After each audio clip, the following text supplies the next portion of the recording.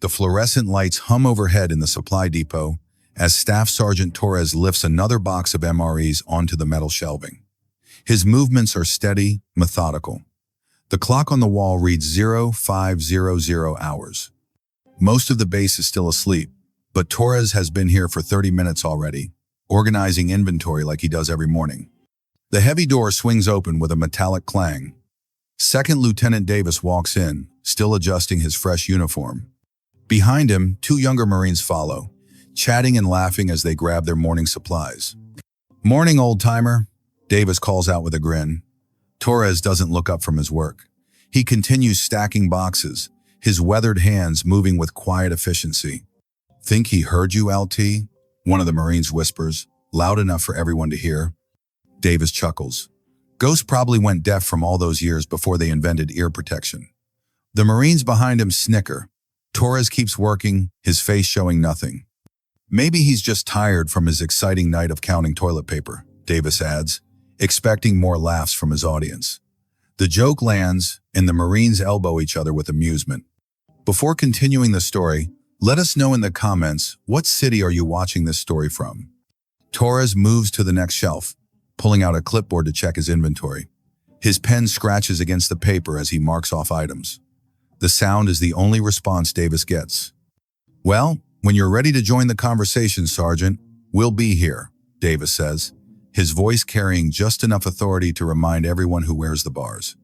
The younger Marines grab their supplies and head toward the door, still chuckling about the quiet supply sergeant who never talks back.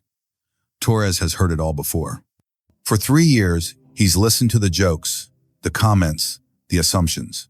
He shows up before dawn, does his job, and goes home to his small apartment off base. No mess hall conversations.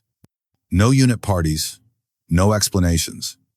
The troops call him Ghost because that's exactly how he likes it. Invisible, unnoticed, simple. But then the sirens start. The piercing wail cuts through the morning quiet like a knife. Davis stops mid-step, his face going serious. The Marines behind him freeze, looking around with wide eyes. "What the hell?" Davis mutters, his hand instinctively reaching for his radio. Everyone in the supply depot stands perfectly still, waiting, listening. The sirens continue their urgent cry across the base, echoing off buildings and bouncing between the barracks. Everyone freezes except Torres. Without a word, he walks calmly to the radio mounted on the wall behind the supply counter. His movements are smooth, unhurried. He picks up the handset like he's done it 1,000 times before. "Supply depot to base operations," Torres says into the radio. His voice is steady, professional. No panic, no confusion. "Request status update on emergency signal." Davis stares at him, surprised to hear the old Marine speak at all. The radio crackles back. "All units, this is base operations. Emergency drill is now active. Repeat, emergency drill is now active. All personnel report to designated stations." Torres sets the handset back in its cradle and turns to Davis. "Lieutenant, you'll want to get your Marines to their positions." Davis blinks, still processing. "Right. Yes. Marines, let's move." But as they head for the door, Torres is already moving in a different direction. He walks to a locked cabinet in the corner of the supply depot, pulls out a set of keys, and opens it. Inside are radios, emergency supplies, and equipment that Davis didn't even know existed in this building. Torres pulls out a larger radio and begins adjusting frequencies with practiced fingers. Within seconds, voices start coming through the speaker.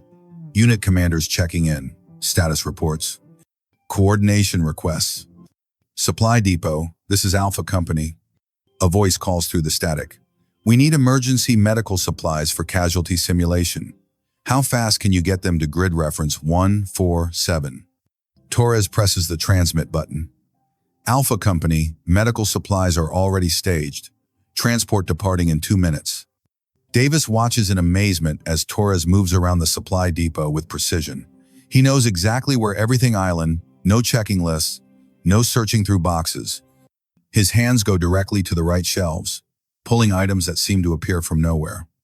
"Bravo Company, Supply Depot," another voice calls. "Go ahead, Bravo Company. We're missing 40% of our simulation ammunition. Can you verify our supply status? Torres doesn't even pause in his movements.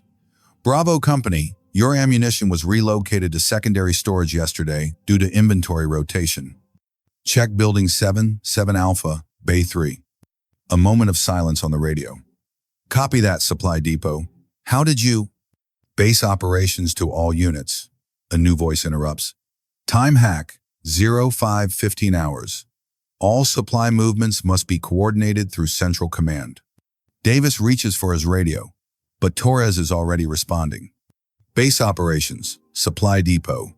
All current movements are logged and tracked. Sending digital manifest now. Torres walks to a computer terminal and begins typing. His fingers move quickly across the keyboard, pulling up screens that Davis has never seen before. Supply tracking, location databases, real-time inventory. How long have you been tracking all this? Davis asks, his voice quieter now. Torres glances at him briefly, then returns to his work. Every day, Lieutenant. More radio calls come in. Units asking for equipment. Commanders requesting status updates. Emergency supplies needed for the drill scenarios. Torres handles each call with the same calm efficiency, never raising his voice, never showing stress. Davis watches the supply sergeant coordinate movements across the entire base like he's conducting an orchestra. Every request gets an immediate, accurate response. Every problem gets solved before it becomes a crisis. Supply Depot, this is Charlie Company. We have a simulated vehicle breakdown at Checkpoint 4. Need emergency repair kit and recovery equipment. Charlie Company, equipment is being loaded now. Estimate arrival in 6 minutes. Davis looks around the supply depot. It's the same building he walked into every morning for the past 2 months, but now it looks different. Organized, strategic, like a command center. Sergeant Torres, he starts to say, but his words are cut off by heavy footsteps outside the door. The depot door swings open, and Colonel Martinez walks in. The base commander moves with purpose, his eyes scanning the room until they land on Torres. He walks right past Davis without a glance. Sergeant Torres, the colonel says quietly. Torres looks up from his radio. Colonel. They have a brief conversation that Davis can't quite hear. The colonel nods several times, his expression serious and respectful. Then he places a hand on Torres' shoulder and says something that makes the older Marine straighten slightly. Copy that, sir, Torres responds. The colonel turns to leave, then stops and looks at Davis for the first time since entering. Lieutenant, you're fortunate to have Sergeant Torres in your supply chain. Pay attention to what he does. You might learn something. Davis nods, not trusting his voice to respond properly. After the colonel leaves, the supply depot returns to its organized chaos. Torres continues coordinating the drill, but Davis notices something different now. The younger Marines who come in for supplies look at Torres with new eyes.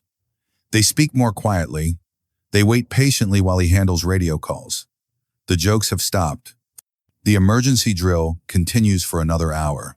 Torres never sits down, never takes a break, never loses track of any detail. By the time the all-clear signal sounds, he has coordinated supply movements for 12 different units, solved 14 equipment problems, and maintained perfect accountability for thousands of pieces of gear. As the base returns to normal operations, Davis lingers in the supply depot. Torres begins securing the emergency equipment and returning the depot to its routine morning setup. Sergeant Torres, Davis says, I wanted to, but Torres shakes his head slightly. No need, Lieutenant.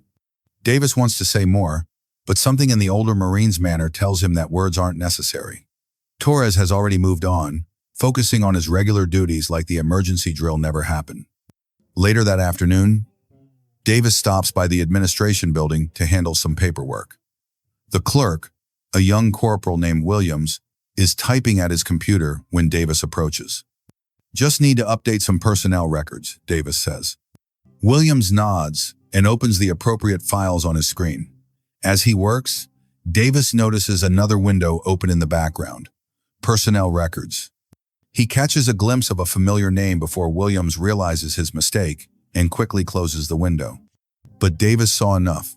Torres, Miguel A. Staff Sergeant. And below that, a list of decorations that makes Davis's breath catch in his throat. Purple Heart, Bronze Star with Valor Device, Combat Action Ribbon, 3 Deployment Ribbons, Special Operations Qualified. Medical discharge following combat injuries sustained while evacuating casualties under enemy fire in Fallujah, Iraq.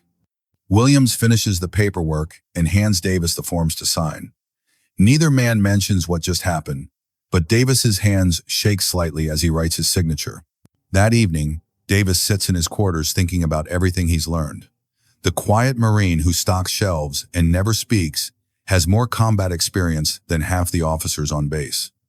The man they call Ghost earned his silence in the worst places on Earth. The next morning, Davis arrives at his office earlier than usual. On his desk, next to his computer, sits a fresh cup of coffee, still hot, steam rising from the ceramic mug. Through his office window, he can see the supply depot across the courtyard. Torres is already there, visible through the open door, stocking shelves with the same methodical precision as always. Davis picks up the coffee and takes a sip. It's exactly how he likes it, though he's never told anyone his preference. Later that morning, when Davis stops by the supply depot for his routine check, Torres looks up from his clipboard. Their eyes meet for just a moment. Torres gives a small nod barely noticeable to anyone else who might be watching. Davis returns the nod. No words are exchanged, no explanations offered, no apologies given or requested. But something has changed between them.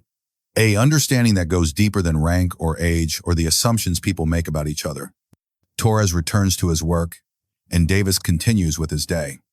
But the coffee cup on his desk reminds him that some people earn respect not through the stories they tell, but through the service they give without ever asking for recognition.